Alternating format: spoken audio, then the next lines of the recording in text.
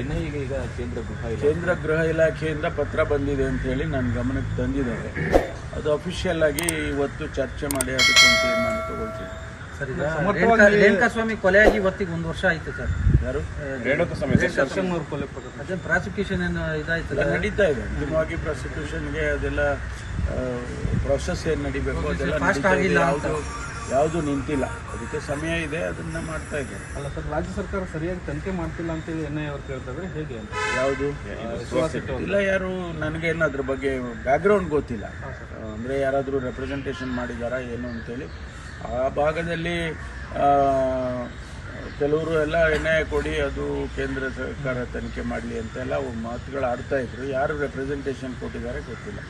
ಅವರ ಸಂಸದರು ಅಥವಾ ಶಾಸಕರುಗಳು ಏನಾದರೂ ಹೇಳ್ಕೊಂಡಿದ್ರೆ ಗೊತ್ತಿಲ್ಲ. ಸರಿ, ಅನೇಕ ಕಡೆಲ್ಲ ಇರ್ಬೋದು, ಗೊತ್ತಿಲ್ಲ ನನಗೆ. ಆದರೆ ಪತ್ರ ಅಂತೂ ಬಂದಿದೆ ಗೃಹ ಸಚಿವಾಲಯದಿಂದ, ಕೇಂದ್ರದ ಗೃಹ ಸಚಿವಾಲಯದಿಂದ ಬಂದಿದೆ ಅಂತೇಳಿ ನನಗೆ DG ಅವರು ಹೇಳಿ, ಅದನ್ನು ಇವತ್ತು ತೀರ್ಮಾನ ಮಾಡ್ತೀನಿ.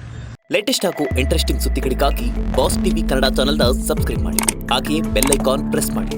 ಇದರ ಜೊತೆಗೆ ಫೇಸ್ಬುಕ್, ಇನ್ಸ್ಟಾಗ್ರಾಮ್, ಎಕ್ಸ್ನಲ್ಲೂ ಮಿಸ್ ಮಾಡದೆ ಫಾಲೋ ಮಾಡಿ.